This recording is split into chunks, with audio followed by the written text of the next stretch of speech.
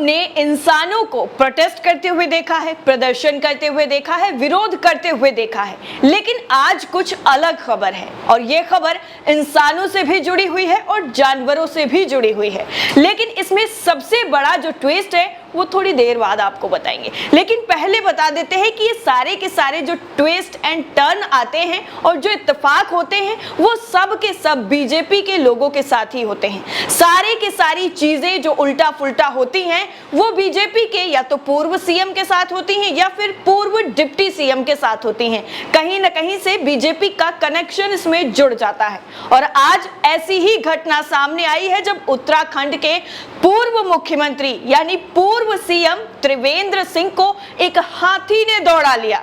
जी हाँ, हाथी ने। दरअसल ये पूरा जंगल का मामला है जहां पर पूर्व सीएम अपने काफिले के साथ जा रहे थे। फिर क्या था, हाथी उनके पीछे पड़ गया। हाथी ने थोड़ा बहुत नहीं, कम से कम आधे घंटे तक सीएम का पीछा नहीं छोड़ा। अब हाथी को सीएम से क्या चीज चाहिए थी या फिर किस चीज से नाराज था हाथी, वो तो फिलहाल पता नहीं चल पाया है। लेकिन इस खबर के आने के बाद लोग चुटकियां जरूर ले रहे हैं और कह रहे हैं कि सारी की सारी चीजें आखिर बीजेपी के लोगों के साथ ही क्यों होती हैं। कुछ दिन पहले पूर्व डिप्टी सीएम को गाय ने दौड़ा लिया और उनको उठाकर फेंक दिया। काफी ज्यादा चोट भी आई थी। लेकिन उसके बाद एक जो है मंत्री, उनको जो है चलते चलते गिर पड़ते हैं, ट्रेन से उतरते हैं और चलते चलते गिर पड़ते हैं। उसके बाद भी काफी ज्यादा मजाक बनता है।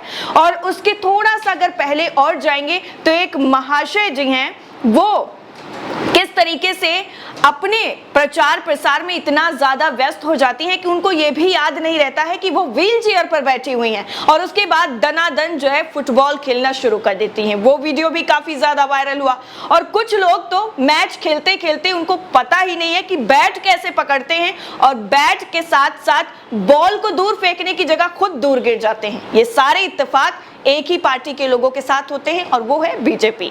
और आज जो वाकया सामने आया है वो ये है कि शाम के वक्त चट्टान पर चढ़कर पूर्व मुख्यमंत्री को अपनी जान बचानी पड़ी और ये पूरा का पूरा जो मामला है वो आधे घंटे तक चला। आधे घंटे तक हाथी ने पूर्व सीएम और उनके काफिले का पीछा नहीं छोड़ा।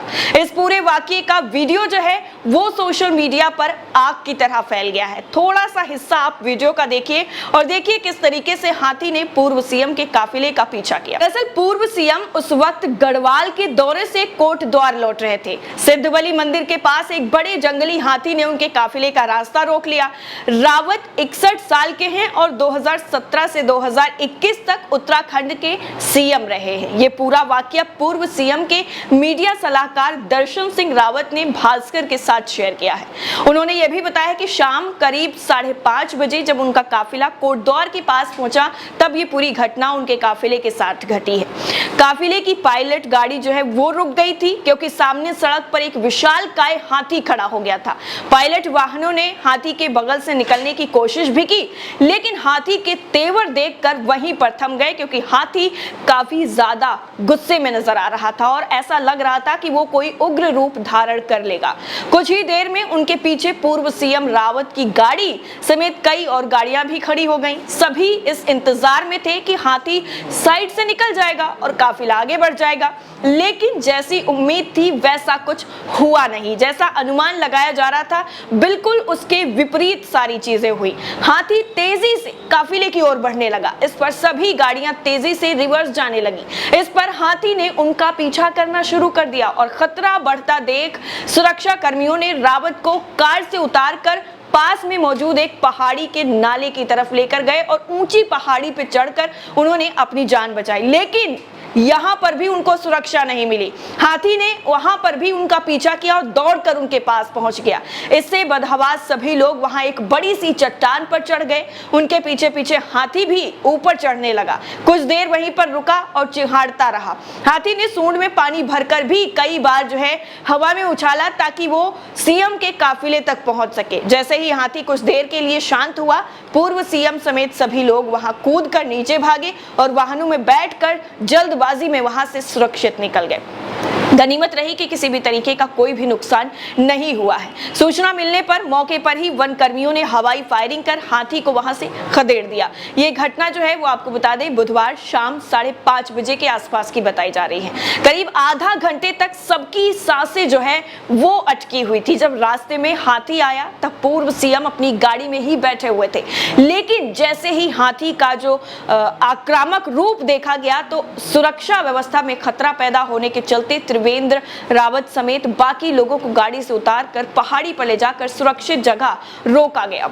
ये पहली बार नहीं हुआ है, ये यहाँ पे सुरक्षित, अच्छी बात है कि जो सुरक्षित निकल गए, लेकिन सवाल ये है कि वन विभाग में या फिर इस तरीके से जानवर जो हैं अगर वो जा रहे थे, घना जंगल था तो वहां पर इस तरीके की सुरक्षा पहले से की गई थी या नहीं की गई थी, उसमें चूक हुई है, या फिर जानवर इतना बड़ा काफिला देखकर आक्रामक हो गया था, ये वजह रही है। लेकिन आपको बता दें इससे पहले जब एक वाकया सामने आया था, गुजरात के मेहसाडा में हादसा हुआ था। यहाँ पर तिरंगा यात्रा के दौरान गुजरात के पूर्व डिप्टी सीएम नितिन पटेल घायल हो गए थे और ये हादसा उस वक्त हुआ था जब भाजपा शासित गुजरात के मेहसाडा में तिरंगा यात्रा निकाली जा रही थी। इसी दौरान जुलूस पर मवेशियों के एक झुंड ने हमला कर दिया था।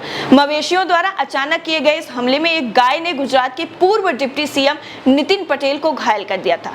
इस हमले में पूर्व डिप्टी सीएम के पैर में काफी ज्यादा चोटें भी आई थी। उनके अलावा कुछ बाकी कार्यकर्ता भी घायल हो गए थे और घायलों को अस्पताल में भर्ती कराया गया था। लेकिन ये मामला आवारा पशुओं से जुड़ा हुआ है। गुजरात में जो चीज हुई है वो आवारा पशुओं से जुड़ी हुई है, क्योंकि जिस तरीके से गौ या फिर जो है बाकी गायों को उनको सब सुरक्षित करने के लिए गौशालाएं बनाई गई और करोड़ों का बजट दिया जाता है। ऐसे में अगर पूर्व डिप्टी सीएम के साथ इस तरीके की घटनाएं होती हैं तो ये उजागर कर देता है कि वाकई जो चीजें हुई हैं वो सिर्फ कागजों पर हुई हैं, वास्तव में जमीनी स्तर पर कोई भी ऐसा काम नहीं हुआ है। इसीलिए तो ऐसी घटना पेश आई है। और जो अभी उत्तराखंड में हुआ है पूर्व सीएम के साथ, वो भी कुछ इसी तरीके से जुड़ा हुआ मामला है और इसको सुरक्षा से भी लेकर जोड़ रहे हैं। लेकिन इसमें एक चीज ये है कि ये वीडियो जैसे ही सोशल मीडिया पर वायरल हुआ है वैसे लोग अलग अलग तरीके से अपने रिएक्शंस जरूर दे रहे हैं और इस पर हंसी के साथ साथ उत्तराखंड सरकार पर सवाल भी उठा रहे हैं। इस पूरी रिपोर्ट को लेकर आपकी राय क्या है कमेंट सेक्शन में जरूर बताइएगा और ये वीडियो आपको कैसा लगा ये भी बताइएगा। जय हिंद।